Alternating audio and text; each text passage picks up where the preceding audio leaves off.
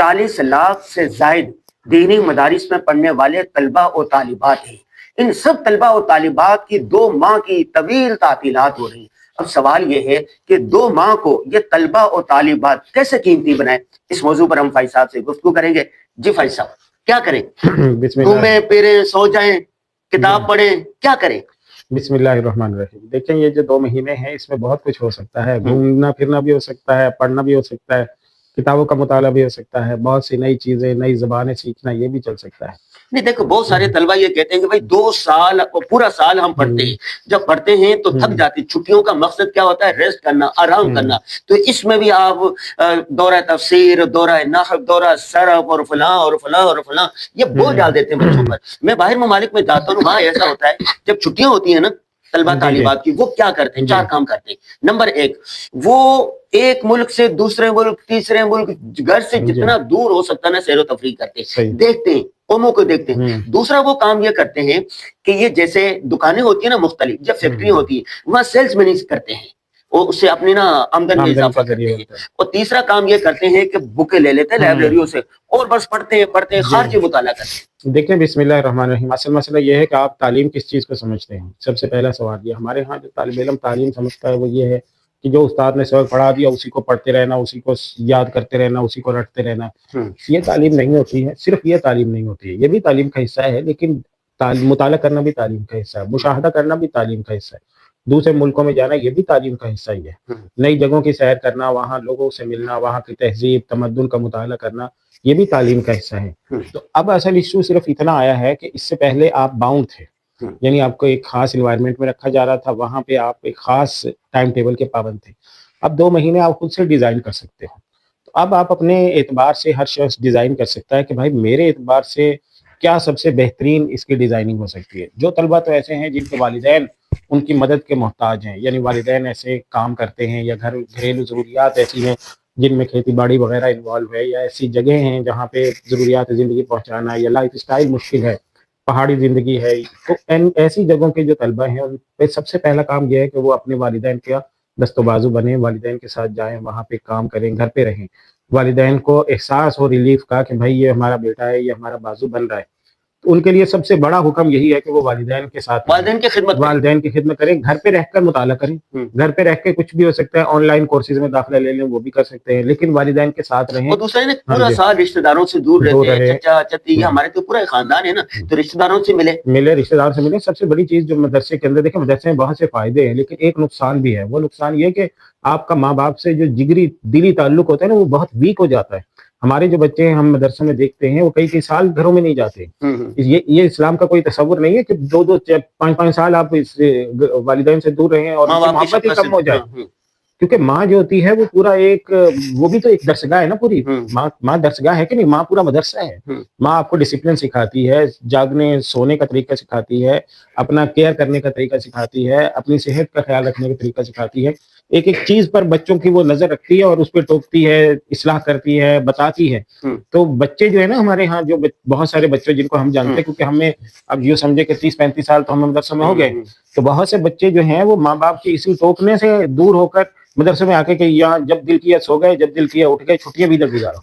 تو میں ایسے بچوں کو یہ کہوں گا کہ وہ سب سے پہلے ماں باپ کے پاس جائیں. ان کا سب سے بڑا مدرسہ چھٹیوں میں ماں باپ ہیں. دوسرے نمبر پہ آپ نے یہ کہا کہ وہ اب کیا کریں، کورسز کون سے کریں. تو اس وقت میں ایک بہت بڑا چیلنج ہمارے مدارس کی طرف جدید علوم کا ہے، اپنے علم کی تطبیق کا ہے. جو ہم پڑھتے ہیں وہ عملاً امپلیمنٹ کہاں پہ ہوگا اس کا بھی ہے. تو اس وجہ سے بہت ضروری ہے کہ آپ کو اس وقت کی جو جدید لینگویج یعنی انگلش لینگویج آنی چاہیے. عربک لینگویج ہم پڑھتے تو ہیں لیکن اس کی جو فلوئنسی ہے، زبان پہ رواں ہو جانا ہے، تکلم اس کا محادثہ آ جانا، وہ ہمارے ہاں عملاً جو ہے اس کا ماحول نہیں مل پاتا. تو 15 دن کے 20 دن کے ایسے کورسز بھی ہیں جو آپ کے گھر کے قریب ہوں.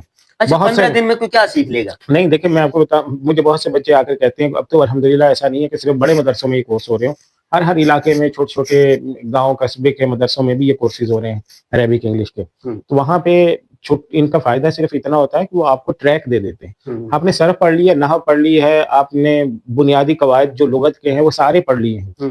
اب صرف مسئلہ یہ ہے کہ وہ اٹھتے بیٹھتے سوتے جاگتے جملے کیسے بنانے ہیں، بولنا کیسے ہے، ماحول وہ ماحول آپ کو یہ 15 دن دے دے گا. 20 दिन दे देगा। तबलीगी जमात में भी जा इसमें कोई सकते हैं। सरफ नहव आपको नहीं पढ़ाई जाएगी। जाहिर है अगर कोई कहता है कि सरफ नहव आपको पूरी पढ़ा देंगे 15-20 दिन में, तो कोई नहीं पढ़ा सकता, है ना। लेकिन सरफ नहव जो पड़ी हुई है उसका रिवाइज करवा नहीं, सकते हैं। दूसरा पहले तो आपने कहा कि वालिदैन की खिदमत करें घर में, दूसरा ये दूसरा बताया है कि कि मुख्तलिफ हाँ, कोर्सेज मुख्तलिफ करें। कोर्सेज कर लें जो आपके पास करीब में अवेलेबल हैं अपनी, और इस कोर्स करने से पहले सबसे पहले अपना एनालिसिस करें कि भाई मुझे क्या चीज नहीं आती है। जो चीज आपको नहीं आती है, मसलन सरफ नहव मैं आपको बताऊं, जो कमजोरी है आपकी, जो हमारे मदरसे दीन दर्स निज़ामी का खुलासा क्या है। दर्स निज़ामी का खुलासा है कि आपको सरफ और नहव आनी चाहिए, इबारत खानी आपको आनी चाहिए। तो सरफ और नहव अगर आपको नहीं आई है 4 साल में 5 साल में, लाजमन उस पर टाइम लगाएं। आपके लिए सबसे पहला कोर्स है सरफ और नहव का। अगर सरफ नहव आ जाती है, इबारत खानी आप करते हैं क्लासों में, जैसे तलबा होते हैं जो खुद से इबारत पढ़ रहे होते हैं, तो उनके लिए फिर ये कि वो इंग्लिश पढ़ लें। उनके लिए फिर दूसरे कोर्सेज हैं, या आर्टिफिशियल इंटेलिजेंस के कोर्सेज हो रहे हैं जो उसको कर लें। और बहुत से तलबा जो हैं वो इनमें जो है तबलीगी जमात के साथ जाते हैं, वो भी अच्छा है कि ऐसे बच्चे जिनको घर जो की कुछ तरफ से पढ़ा होता है दावत इल्लल्लाह आगे देते हैं, लोगों से मिलते हैं, इसमें सैर व तफरीह भी हो जाती है। सैर व तफरीह हो जाती है। पाकिस्तान के बहुत से नए इलाके आप देख लेते हैं, नए तहजीब तमद्दुन से शनासाई हो जाती है। और सबसे बड़ी चीज ये कि जो दीन पढ़ा होता है ना, वो अमलन आपको अपनी जिंदगी में उतारने का मौका मिलता है। और मस्जिद का माहौल चूंकि फरिश्तों का माहौल होता है, तो उसकी वजह से बहुत से अच्छे असरात, अच्छी आदतें आप में डेवलप हो जाती हैं। नमाजों का इस्तेमाल होता है, इबादत तिलावत का इस्तेमाल होता है, जिक्र का इस्तेमाल हो जाता है। फिर नमाजों के अंदर यकसूई खुशू खुजू जो है, जितना यहाँ पे तबलीगी जमात में आता है, इतना वैसे मुशाहदे में नहीं आता। अच्छा, ये तो तीसरी बात होगी ना तबलीगी जमात की। अब चौथी बात ये होती है कि बहुत सारे लोग कहते हैं कि खारजी मुताला करें। मुताला किन बुक का करें, कैसे करें, उसका कोई तरीकाकार इनको पता नहीं। देखें, सबसे इसमें मुताले के अंदर हम तलबा से फिर वही बात कि सबसे पहला सवाल ये है कि आप किस मकसद के लिए पढ़ना चाहते हैं। तो सबसे, अगर आप उर्दू आपकी कमजोर है, उर्दू अदब का मुताला करना चाहते हैं, तो उर्दू के जो बड़े अदीब हैं उनको आप पढ़ें। यानी मुश्ताक अहमद यूसुफी को पढ़ लें, मुख्तार मसूद को पढ़ें, आप अबुल कलाम आज़ाद साहब को पढ़ें। 3 बड़े शायर हैं जिनको लाजमन मुताले में रखें। इकबाल पहले नंबर पे, मीर तकी मीर हैं, गालिब हैं, इनके मजमूए आपके पास होने चाहिए। ज़की कैफी को भी पढ़ना चाहिए, जाहिर है। उसके बाद है वो ज़की कैफी को भी आप पढ़ें, फैज़ अहमद फैज़ को आप पढ़ें, सही है, अहमद फराज साहब को आप पढ़ें। तो ये फिर जोश मलियाबादी को भी आप पढ़ें। तो ताहिरुल क्या है, माहिरुल कादिर साहब, उनको पढ़ें। माहिरुल कादिर साहब की जो आप बीती है वो बहुत जबरदस्त है, आप उनका मुताला कीजिए।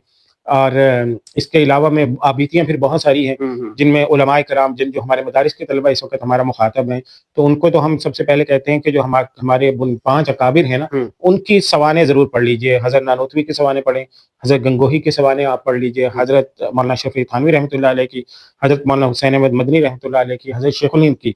और जो सबसे यानी आम फहम और बहुत दिलचस्प है, जिसका हजरत शेखुल इस्लाम साहब ने भी गुज़िश्ता दिनों जिक्र किया है, वो सबसे पहली आबीती है जो आपको आबीतियों का ज़ौक़ पैदा कर देती, वो है शेखुल हदीस हज़रत मौलाना ज़करिया रहमतुल्लाह अलैह की आबीती। वो लाज़िमन पढ़ी होनी चाहिए, बल्कि 2-3 दफ़ा पढ़नी चाहिए आपको। फाइज़ साहब देखो 4 चीज़ें होगी ना। सबसे पहले आपने कहा वालिदैन की खिदमत करें, दूसरे नंबर पर आपने कहा कोर्सेज करें, तीसरे नंबर पर तबलीगी जमात में जाए, चौथे नंबर पर आपने कहा कि मुताला करें। क्या खान, जैसे कि आपने नाम लिया मौलाना तकी उस्मानी साहब का, मौलाना तकी उस्मानी साहब ने ये भी तो कहा कि तज़किया नफ्स होना चाहिए, उसके लिए मुख्तलिफ अकाबिर उनके खानकाहों में जाएं, 20 दिन 30 दिन 40 दिन लगाएं।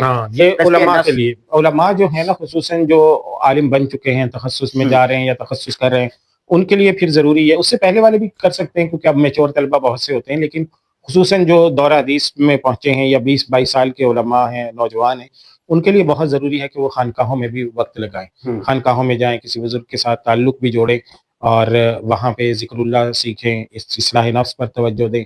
तो खानकाहों से जुड़ना ये भी ज़रूरी है। और हमारे जो बुजुर्ग हैं जितने भी, वो तो इसी पर जोर देते थे कि इल्म जो है, एक है किताबी इल्म और एक ये है कि अमली इल्म। तो अमली इल्म जो है वो आपको यहाँ से आएगा। और अगर तबलीगी जमात भी ये काफ़ी हद तक ये काम करती है कि वहाँ पे आपको इस्लाह नफ्स से, अमाल से जुड़ जाते हैं, ज़िंदगी नज़्म ज़ब्त की पाबंद हो जाती है। लेकिन यहाँ जो पीर होते हैं, बुजुर्ग होते हैं, उनकी आप अमलन ज़िंदगी देखते हैं, उनके साथ रहते हैं, फिर आप उनको अपनी खामियां बताते हैं कि जी मुझे इस चीज़ में मसला आ रहा है, नमाज की फला पाबंदी में, फजर में ये इशू आ रहा है, जो भी आपकी ज़िंदगी के मसाइल होते हैं, तो आप उनसे वो शेयर करते हैं। तो वो फिर आपको डेडिकेटेड आपके एतबार से मशवरा देते हैं। अच्छा, ये 5 बातें होगी, आपके पास कोई और बातें भी हैं इस हवाले से, या एक आइडिया मेरे ज़हन में भी है? जी, पहले आप अपना इल्म नहीं, आप मैं ये चाहता हूँ, मेरी एक राय है ज़ाती कि भाई पूरा साल आप पढ़ते रहते हैं, क्या सुबह उठना है, फिर मुताला करना है, फिर नाश्ता करना, फिर इस सबक में जाना, फिर इसमें जाना, एक लगी बंदी रूटीन होती है। अब 20 दिन होते हैं रमजान से पहले के, और फिर रमजानुल मुबारक का महीना है, ईद के बाद फिर उन्होंने अपने अपने मदारिस में आने की तैयारी करनी होती है। ये जो 20 दिन है, ये तलबा और तालिबात घर में अपने मजे से गुजारे, जब चाहें सोएं, जब चाहें उठें, जो चाहें खाएं, इनको शुक्र पे हाथ छोड़ दें, अपने मर्जी की ये जिंदगी गुजारें। बाकी आ जाएगा रमजान, रमजान में फिर वो तिलावत और जिक्र और तरावी और ये तो सबने करना होता है, रमजान की तो रूटीन ही अलग है। ये 20 दिन का मसला है, क्यों तलबा को आप मजबूर करते हैं, आप कोर्सेज कर लें, आप खानकाहों में चले जाएं, आप ये कर लें, आप वो कर लें, खाम का पूरा साल एक उन पर एक मुसल्लत होते हैं, और 20 दिन भी आप आराम से नहीं रहने देते। देखिए, इसकी बुनियादी वजह जो आप कह रहे हैं ना, वो ये है कि इसका बुनियादी मफरूज़ा ये है कि आप ये समझते हैं कि जो हम सारा साल मदरसे में वक्त गुजार रहे हैं वो अपनी मर्जी से नहीं गुजार रहे हैं, वहाँ मजा नहीं आ रहा है आपको। तो मेरा मशवरा इसमें दीनी मदारिस के तलबा को ये भी होगा कि आप जिस फील्ड में लग गए ना, उसको अपने दिन से कबूल करें। अगर आप मतलब क्या, नहीं मुझे ये बताएं, छुट्टी का मतलब क्या होता है? छुट्टी का मतलब ये होता है कि आप रेस्ट करें, आप नहीं, अब आराम करें, एक वक्फा दे दें, दिमाग पढ़ पढ़ के जो इतना वो हो गया, थक गया है, उसको आराम कर दें। नहीं, देखिए, पढ़ना, मैंने आपसे ये कहा कि पढ़ने में और एक शेड्यूल पढ़ने में फर्क है। आप कह रहे हैं सरफ पढ़ें, जरा पूरा दिन करता है। देखिए, जरा जब आपने किया था ना जिस सरफ वाले साल में, उस वक्त आपको याद थी। अब जो है ना, आप सालिसा राबिया में पहुंच गए, आपको वो चीजें दोबारा रिकॉल करनी पड़ती हैं। नहवे मीर है मसलन, तो नहवे मीर जो है आपको दोबारा रिवाइज कर लीजिए, आप उसको पढ़ लें थोड़ा सा। मरफुआत, मंसूबात, मजरूरात है, अस्माए सितम, कब्र वगैरह वगैरह, उनकी अमली जो चीजें हैं, वो इम्प्लीमेंटेशन, वो कैसे है, इजरा कैसे होगा, वो कर लें आप, तो वो चीजें आपको दोबारा से याद हो जाती हैं। जी ठीक है। तो मेरा कहना मतलब ये है कि अगर आप मतलब ये समझते हैं कि जो आप पढ़ रहे थे वो आपकी शऊरी कोशिश नहीं थी, तो फिर आपको सबसे पहले इस पर तवज्जो देनी चाहिए कि आप अपने दिल से उस दर्स निज़ामी को कबूल करें, उस निज़ाम को कबूल करें। वरना आपकी ज़ात में और तालीम में कशमकशी रहेगी। आप समझेंगे यार ये मैं बंद जाता हूँ, जब मदरसे जाता हूँ, मदरसे से निकलता हूँ तो आज़ाद हो जाता हूँ। तो इस तसव्वुर से थोड़ा बाहर आना चाहिए और मुताले को जो है ना शौक पैदा करें कि भाई ये सब मेरे लिए। जी जी फैज साहब, ये तो हमने ये प्रोग्राम तो हमने इसको किया है जो दीनी मदारिस के लाखों तलबा और तालिबात है 2 माह की तातीलात में क्या करें। आपको पता कि इस साल 2-2.5 लाख उलमा कराम फारिग हो रहे हैं, आलिम बन गए हैं, बकायदा दर्स निज़ामी खत्म कर लिया। अगला प्रोग्राम उनके लिए करेंगे तो वो क्या करें, इमामत करें, खिताबत करें, किन किन शोबों को अपनाएं। जी नाज़रीन, मुफ्ती अब्दुल मुनीम फाइज साहब ने आपको 5-6 बातें बताई हैं कि छुट्टियों में आप ये करें। मेरी एक ही राय है, मैं अब तक अपनी राय पर कायम हूँ कि 20 दिन है, आप बिल्कुल रेस्ट करें, सोएं, खाएं, पिएं, कुलू वशरबू हनी अकल शुरब तआम, बस ये करते रहें, ठीक है। बस की वलिन्नासी फीमा याशिक, किस तरह वलिन्नासी फीमा याशिकून मुसाहिबू। तो चाहे आप फाइज साहब की बात को ले लें, चाहे मेरी बात को ले लें, लेकिन रमजानुल मुबारक तक 20 दिन तक है। रमजानुल मुबारक में रूटीन तो फिर अलग होती है।